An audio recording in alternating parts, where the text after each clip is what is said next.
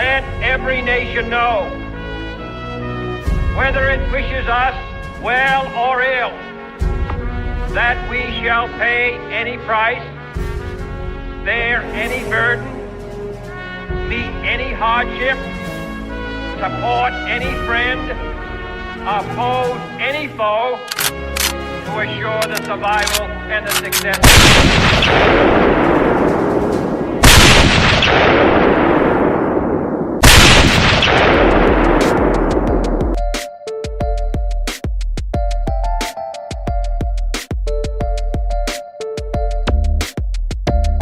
What up, what up? This is your boy Rob Clark welcoming you to the 22 November Network.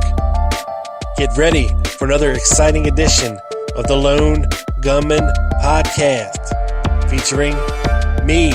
That's right, your boy Rob Clark coming at you. Stay tuned. Be right there.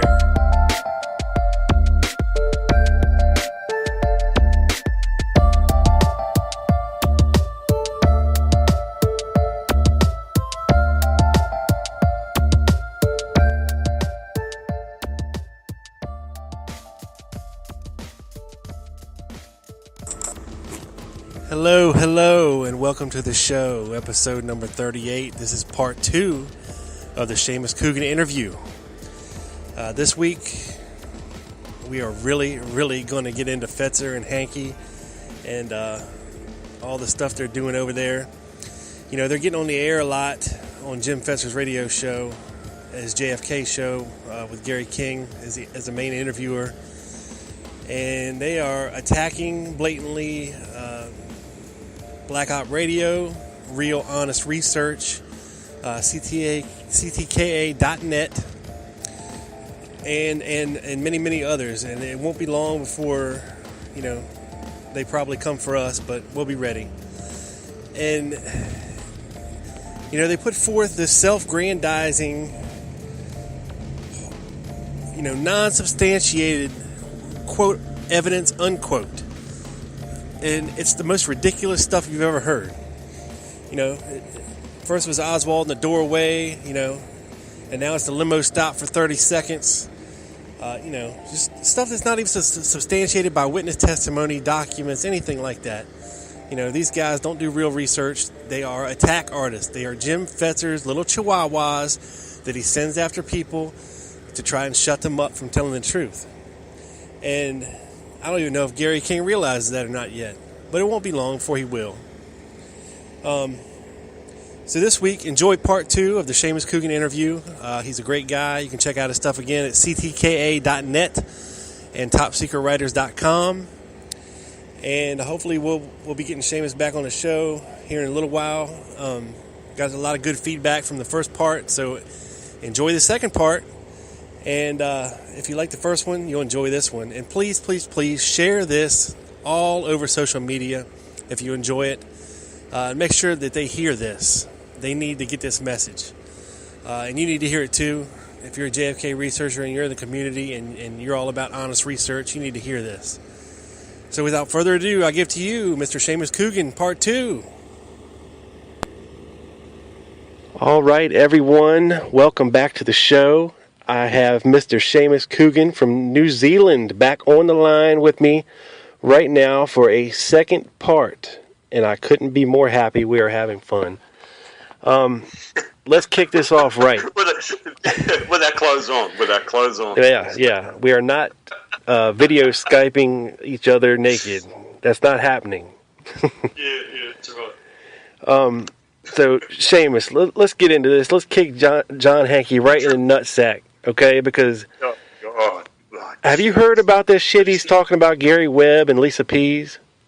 Well, you mentioned it briefly to me, but I haven't had a chance to. But it sounds awful. Look, tell me more. Frickin' tell me more.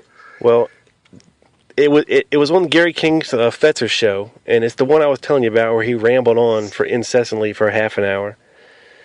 And this is what he's talking. Okay, now Gary Webb died when? Was it 2005? Yeah, it was around 2005, yeah. Okay. Now, what he's alleging, he claims, I guess he was close or in contact with the family, okay? Sure. And because, things were a little bit sketchy because he supposedly committed suicide. Yep. But he had 2 shots to the head. Sorry, bro, just checked it, mate. December 10th, 2004, brother. That was it. Okay. But yeah, close enough to 2005, yeah. Hey, we were close, right? Yeah. And what, John Hankey and Gary Webb? Right. And if people don't know who we're talking about here, go watch Kill the Messenger. It's a new movie out. There's books about Gary Webb. He was he exposed a lot of the goings on with the CIA and dealing drugs and everything. Especially with the drug stuff. Yeah, he was a whistleblower. And it kind of ruined his life in the end. But absolutely. Here's what he was saying, okay? He was saying he figured something was fishy with this, okay? And I guess he was in contact with the family, and he offered to pay Cyril Weck $10,000 to have Gary Webb's body shipped to Pennsylvania for an autopsy, okay? To determine whether or not, Gary Webb was dead before the second shot to the head. And what he claimed is that Lisa Pease had actually gotten in contact with the family and somehow convinced them to go ahead and, what do they call that? Not bury him, but when they cremate. Yeah. Oh, right. You're kidding me. That's nuts. So he's alleging that Lisa Pease talked to the family and convinced them to go ahead and cremate Gary Webb, that there's nothing to see here, you know what I mean? Just move on. And he even went so far as to accuse her of being an accessory to the murder after the fact of Gary Webb. I think on the air. You're kidding me. That's fucked. That is just pure fucked, man. Hey, has John Hankey ever heard about actually like a civil lawsuit for libel? Seriously. Like this is getting beyond the joke. Now, tell me more. I'm fuming at the moment. Well, what he's saying is the only way that she would have known, the way the wounds that Gary Webb had, because apparently of course there was no autopsy, and somehow, I don't know how, Hankey got a hold of some private investigator photos of Gary Webb's body. And he published them. Yeah, that's right. I saw those. Yeah, and apparently he had 2 shots to the cheek, I think it was. Yep. Yep. And yes, I mean I don't really know the details of it. Just that he was wildly accusing her and some other policeman that was on the case of helping her and trying to convince the family to go ahead and not do an autopsy and just brush it under the rug and move on. Well, that's for me, isn't that funny? Because look, one of the people that we do know that was really negative or really down on Hankey was a guy by the name of Mike Rupert. Okay, that's it. Mike and Lisa. That's who he was. Yeah. See, Lisa Pease was mates with Mike Rupert and that kind of thing. But I mean, they weren't particularly close mates at all. The allegations concerning Lisa Pease, in actual fact, was probably more Mike Rupert that was going around the place, because he saw the allegations and just thought they were crazy, which is really interesting.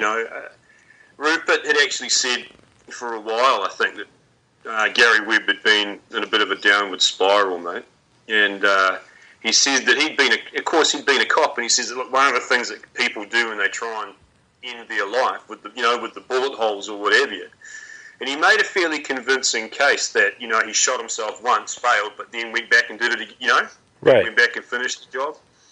And I've actually spoken to a few mates about that before as well, in narcops, and they said, yeah, they've seen that happen before. People got it in their head that people, when they commit suicide, man, they make a clean kill. No, that's not usually true.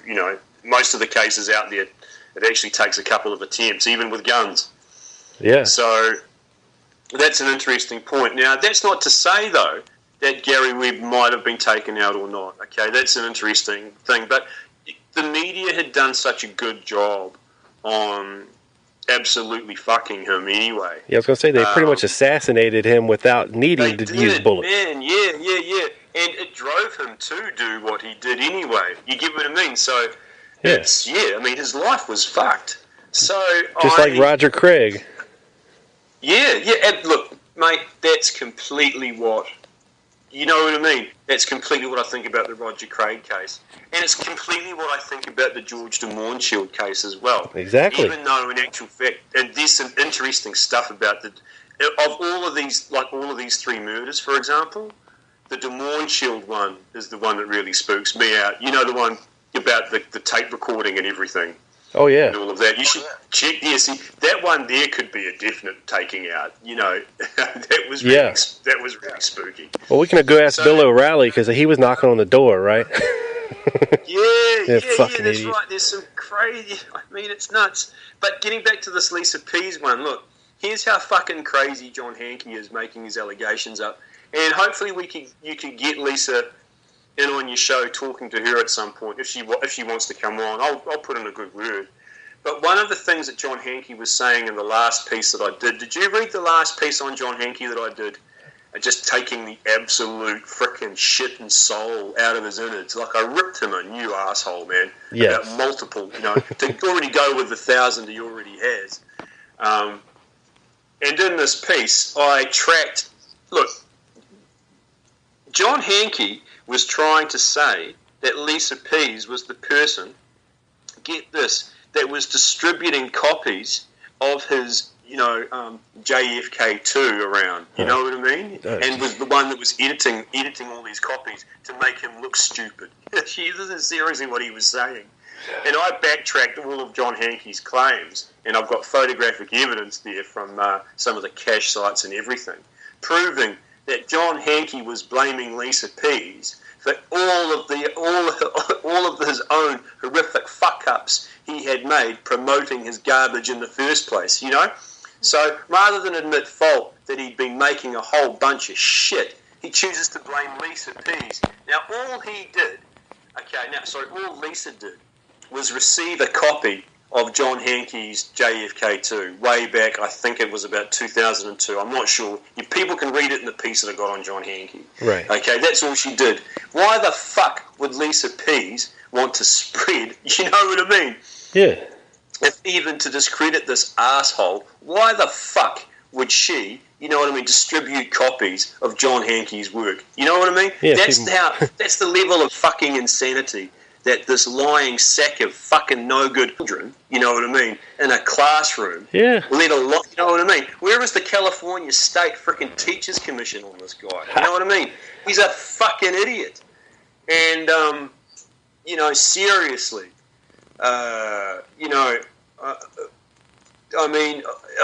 really wish that that violence could be allowed. I would love to get him in an amateur boxing ring, you know what I mean, with some gloves and a referee, you know what I mean? I do. And that would be the debate that I would want, to be honest with you. He wouldn't be able to duck and dive and escape and hide behind Gary King, on a completely biased and fucked up hillbilly inbred, motherfucking shit-talking, rice cake eating fuckhole of a show, hey, he'd have to fucking deal with me in person, and he'd run a fucking mile.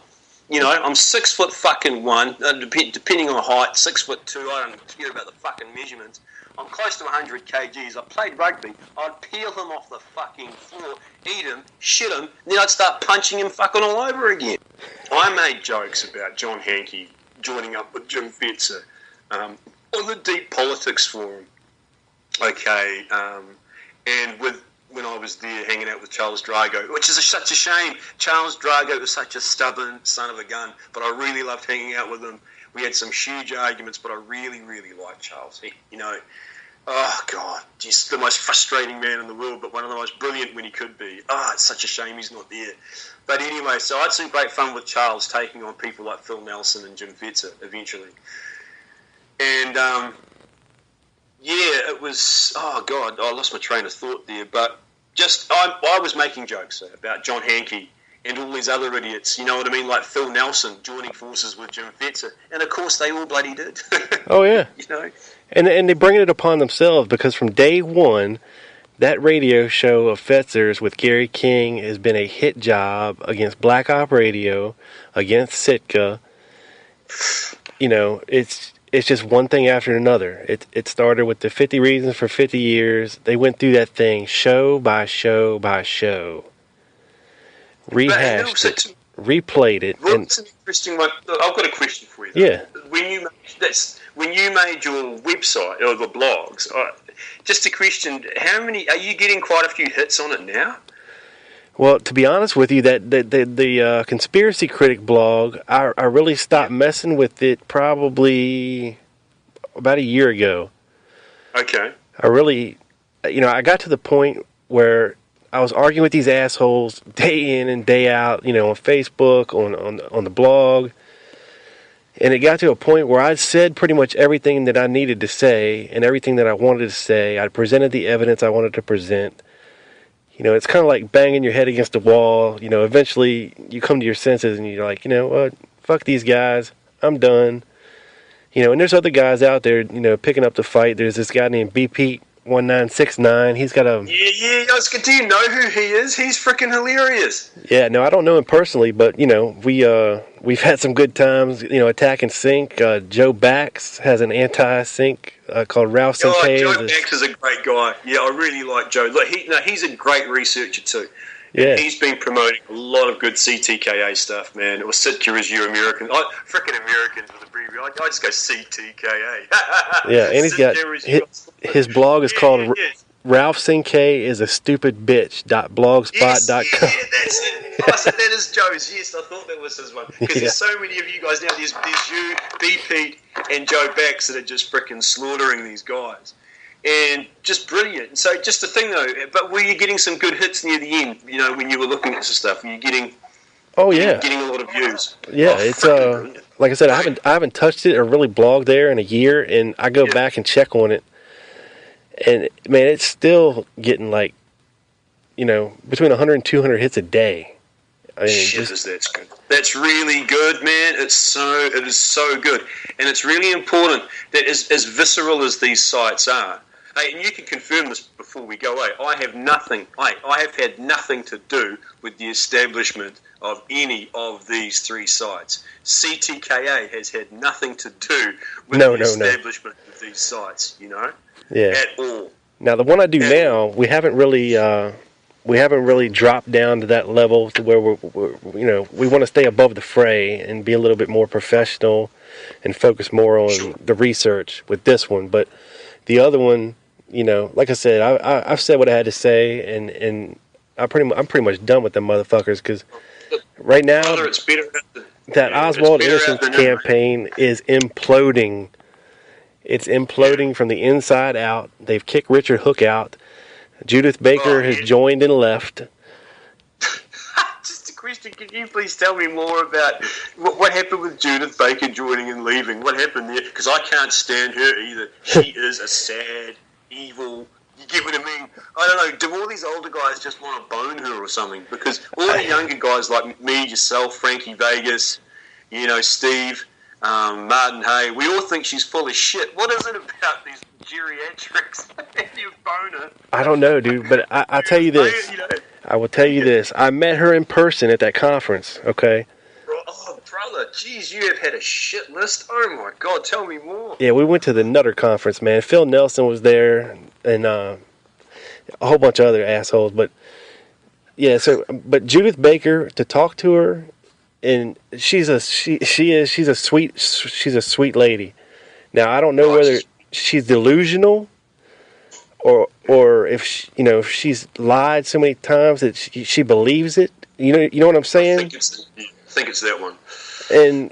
But I mean, she's a nice lady. I mean, I can't really come on here and badmouth her because she was nice as could be, but that doesn't mean I buy her shit. You know what I'm saying? But here's the deal with her. What happened with that? She did a pixelation study, okay, of the man in the doorway. Okay. Okay, so And I don't know if And you know. she's an expert in photo analysis, by the way, like they all are. Yeah, and she's fucking legally blind, so go figure that one.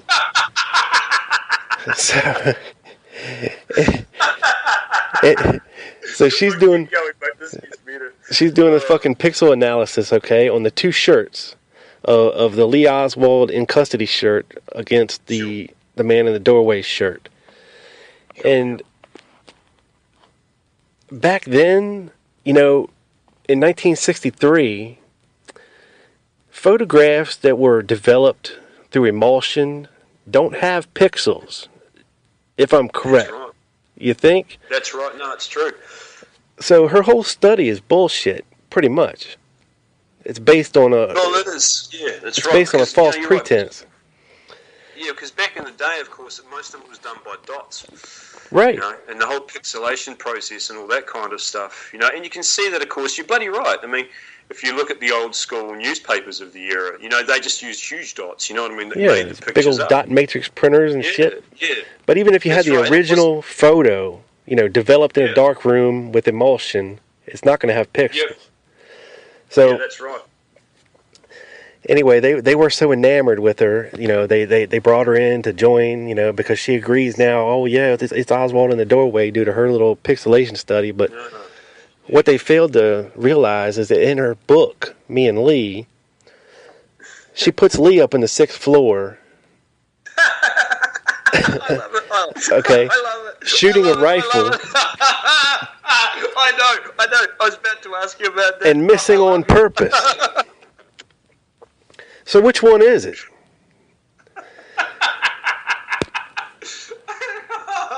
Can you know in her book, you know look, I know she probably is a really nice lady, but I think there's delusional stuff. You know the book. Look, I mean, shit, that's a great one. Thanks for that one.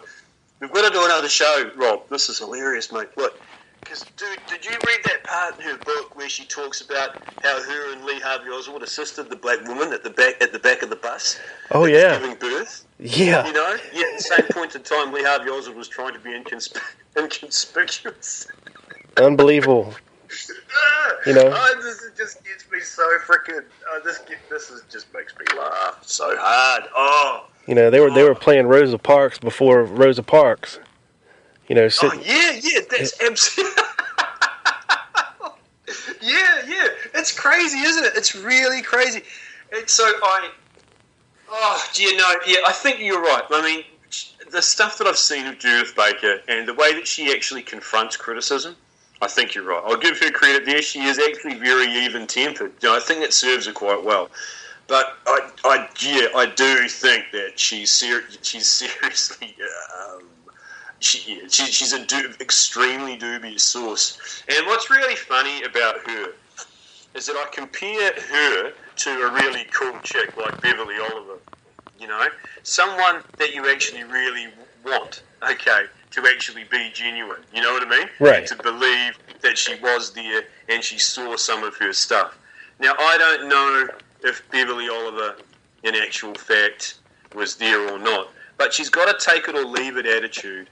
Get this, though, too. The cool thing about Beverly Oliver was that she's never actually just attached herself to someone because they believe her. That's what I've liked about Beverly Oliver. She's just herself, and she's just her own person.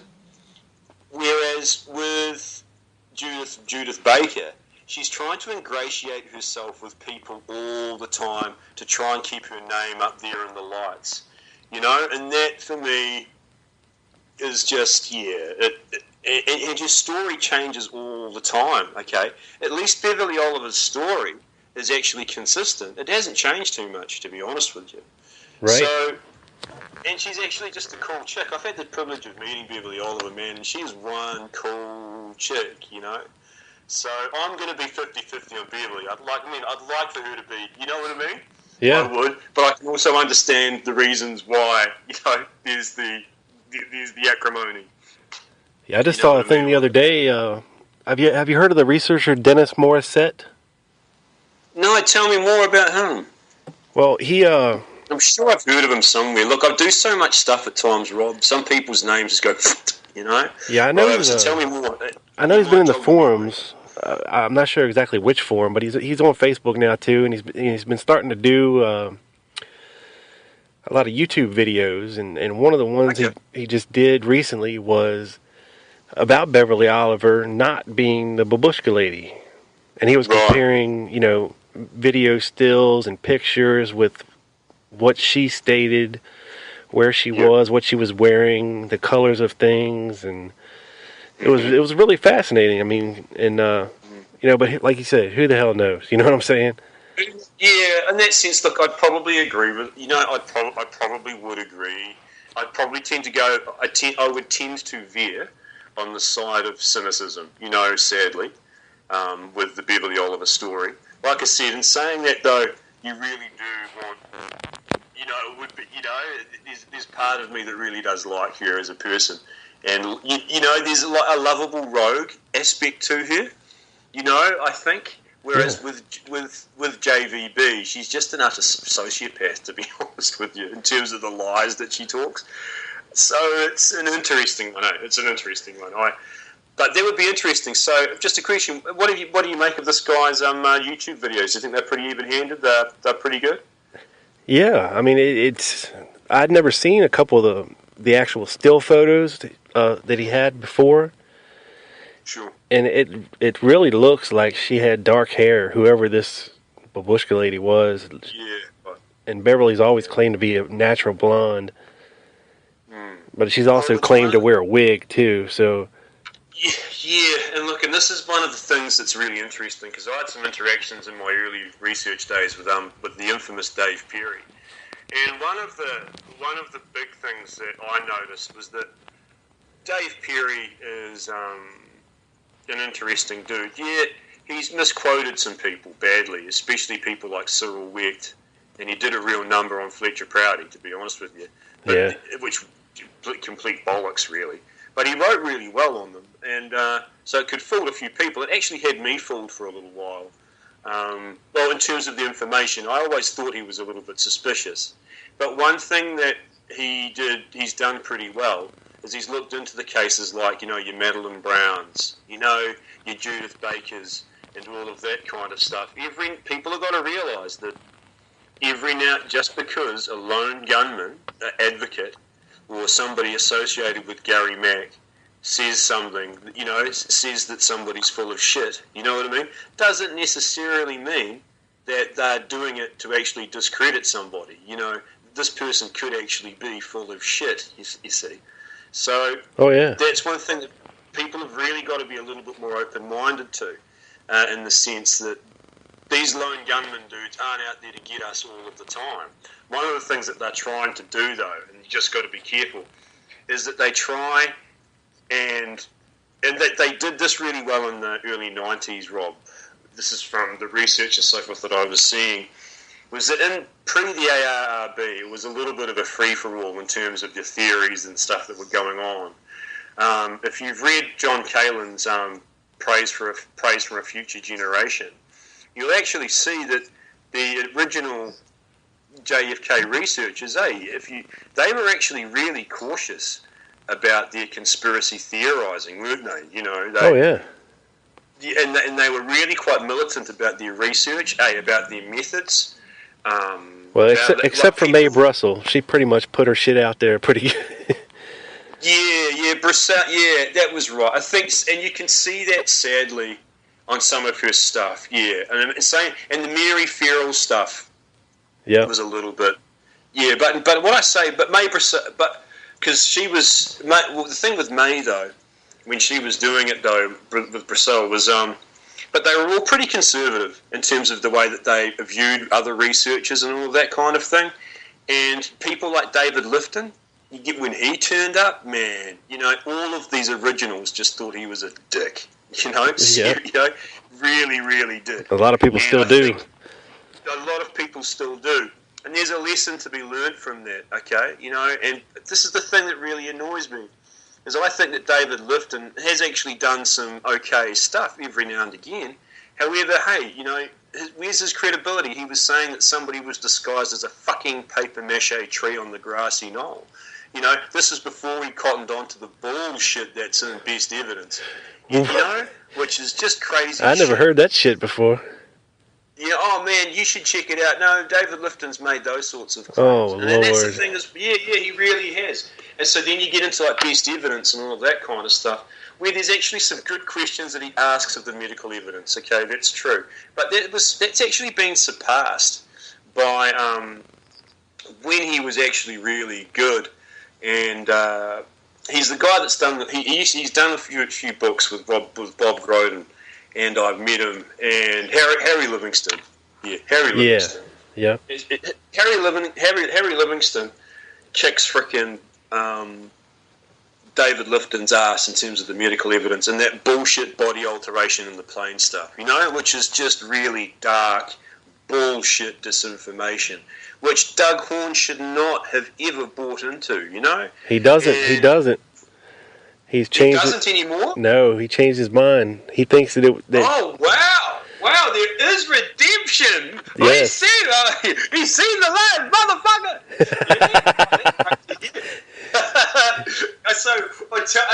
Tell the viewers about that. Tell me about that conversation. Man. Okay, yeah. Well, from what I gleaned from his presentation, that he doesn't believe that any alterations were done en route, that it was actually done by Humes, pre-autopsy, you know, probably around 7 to 7:30.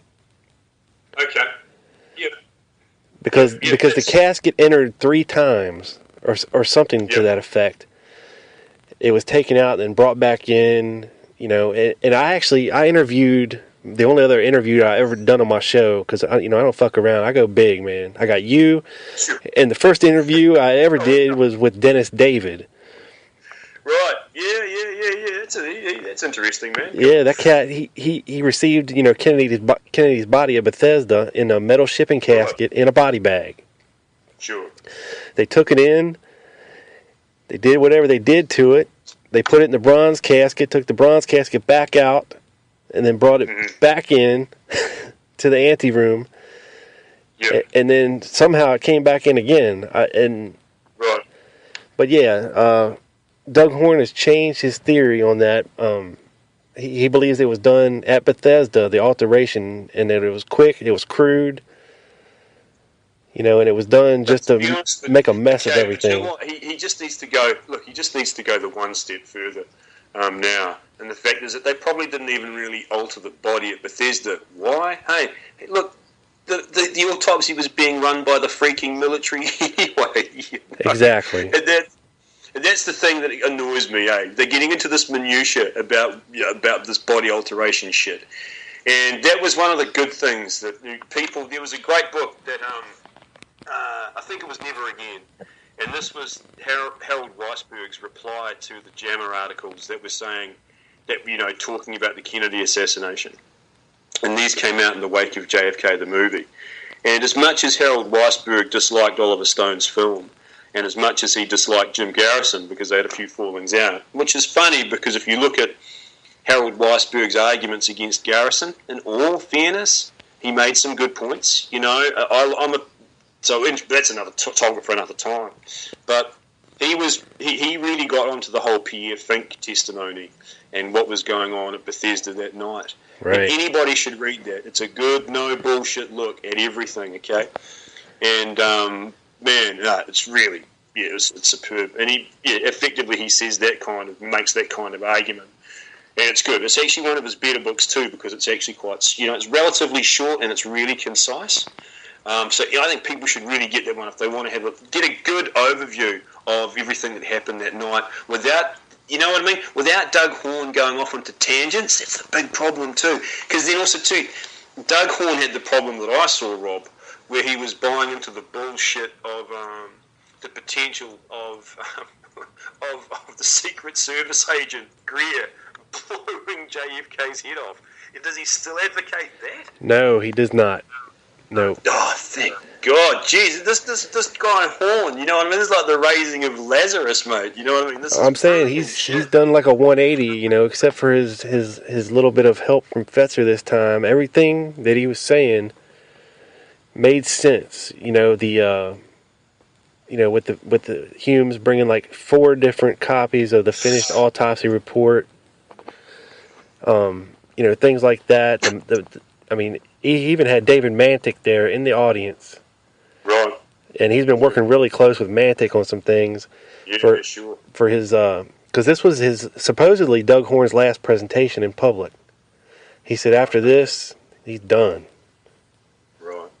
Well, that's cool because, look, I tell you what, if he can hang out more with, ditch the bitch that is Jim Fetzer and hang out with some pretty decent blokes like, say Greg and Dr. David Mantic. You know what I mean? And like I said, I don't necessarily agree with them.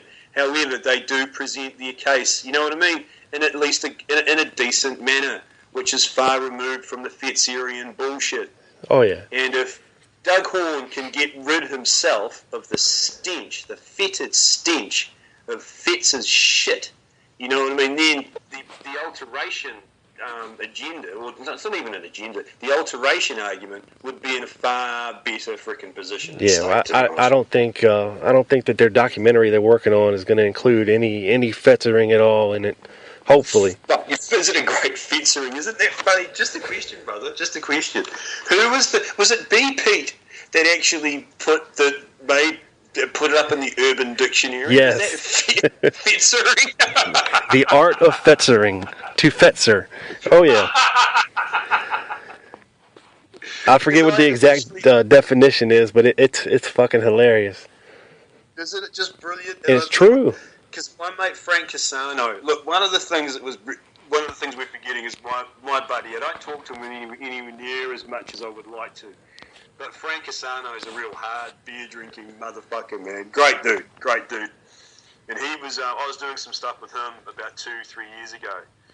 And I thought it was actually him because he used to fucking send me these fucking emails. Just fuck shit, fuck Fetzer. And all the time, he was just freaking, he was ropeable, brother.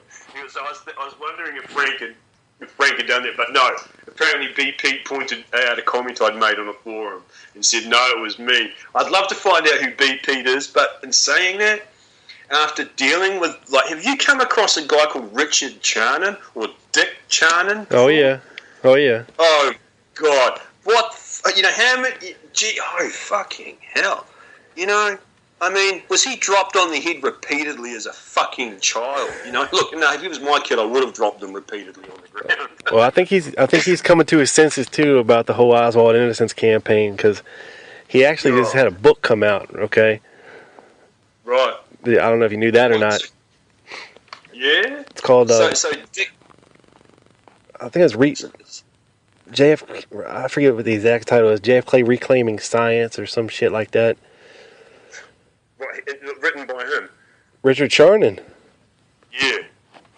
Yeah, but he's distanced himself from them as of recently, and he's been fairly level-headed. So he's not such, So he's not really the Mr. Potato Head looking reach-around motherfucker that I thought he was.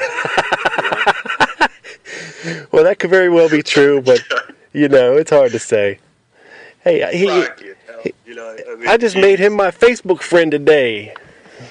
Yep. He sent me a request. I said, sure, why not? So you're in with Dick. That's right. Oh, shit, man. There's so many things that we could make, Dick in your face, no. Oh, I know. But this is the thing, though, too, like Richard Hook, look, Dick Hook. You've obviously been keeping a bit of an eye out on some other stuff as well. We're running. How much more time? How long have we got to go now, Rob? We've got about 5 minutes or so. Shit. Flying by, brother. Hey, look. Yeah. Well, look. Anyway, we've covered some ground. I don't know. Look, I tell you what. One thing after interviewing you here and that sort of thing. What I'll try and do is I'll try and put the word out to some other researchers and so forth. I think that what we need to have is we've got Black Op Radio, but I think that what we could really do with a new show is just have you get what I mean? We've got to get with the 21st century, mate. Exactly. And maybe you could actually do a show where we just get on there and we say what the fuck we, what I mean? Really unleash. I think that would be really good and quite fun. I think you'd actually get quite a few of the younger researchers actually definitely tuning in as well, And a lot of Kiwis say, you know what I mean, as if you know. I've got to really stop doing that. But it would be really cool, man. I think you should think about it, Rob. Maybe set up a website and get some sponsors, hopefully, or something. What were you thinking of doing with the show anyway? Well, we got a website up. It's 22november.wordpress.com. Or, 22novembernetwork.wordpress.com. Sure. We have Gail Nix Jackson, Orville Nix's granddaughter. She writes a blog for us.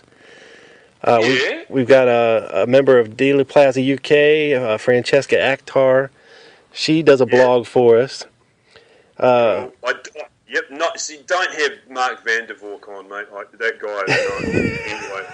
Anyway. No, she's cool. He's a cool guy, but it's like one of these. We should all hold hands and accept each other's, each other's idea. And sorry, mate, no, I don't play. Homie doesn't play that game. Seriously, mate. Yeah, so we got some good bloggers, and then, like I said, I do my show. Doug Campbell, he has a podcast called The Dallas Action. He's had a lot of. Good on him. Yeah, he had Walt Brown on, Bill Simpich. I mean, he gets. They're good old school dudes, man. Yeah, he's been getting the big names on there. Yeah, Walt Brown's old school, but he's thorough. You get what I mean? And if there was anybody that was going to be doing the Johnson did it angle, he would easily be the guy that I would talk to, as well. But see, I get this, when I was looking over this idiot Phil Nelson's work, there's barely anything from Walt Brown in it. You see? Now that shows a huge intellectual impasse there. If I was going to be doing a pro LBJ did it tome, Walt Brown would be one of the guys that I would be trying to reference. You see, right? And it shows you the lack of authenticity, and integrity that Phil Nelson presents by only giving this guy lip service. The guy's a wanker. Yeah, you know what? I missed his presentation at the conference. I was so distraught. I would have been, because you would have been able to give me the real heads up on it, bro. I think I was taking a shit while he was giving his speech. All right, at least you avoided seeing someone take one on stage. Exactly. But hey, listen, Seamus, dude, it's been a blast, dude. We're gonna have to do this again. Yeah, sure, mate. Sure, we'll let a little bit more water flow under the bridge, and you might, that really long rant that Hankian rant that I had. You might want to edit most of that, practically all of that out. But what would be funny, being like beep beep. I will try. I am. All right, dude. My technical abilities are severely limited here. I'm doing this on two phones. Yeah. Well, hey, Ben, thanks a lot, mate. Hey, and also too, good work. Hey, you've been doing some good work though too, mate. We may not agree with everything at all the time, but hey, good on you. And excellent, mate. I'm really, really glad that we bonded, bro. It's been fun. Oh, definitely. Thank you so much for coming on and hanging out with me. Everybody, Mr. Seamus Coogan. Seamus, you hang on the line for a second. Sweet. Everybody, go check out 22novembernetwork.wordpress.com for more blogs, more radio shows. We're bringing it to you, grassroots research style. This is your boy Rob Clark, putting it in the can, beaming this sumbitch up to the satellite, down directly to your ears. This is Rob Clark, thanking my special guest, Seamus Coogan. And we are out. The very word secrecy is repugnant in a free and open society. And we are, as a people, inherently and historically opposed to secret societies, to secret oaths, and to secret proceedings. It is a system which has conscripted vast human and material resources into the building of a tightly knit, highly efficient machine that combines military, diplomatic, intelligence, economic, scientific, and political operations. Its preparations are concealed, not published. Its mistakes are buried, not headlined. Its dissenters are silenced, not praised. No expenditure is questioned, no rumor is printed, no secret is revealed. High volume. I'm about to body this white track, O.J. Simpson. Do these niggas like the old days, go and lynch 'em. Body anybody, go against the coalition. Teach you everything you wanna know, pay attention. Now it's time to separate the fact from the fiction. They don't know the difference for subtract.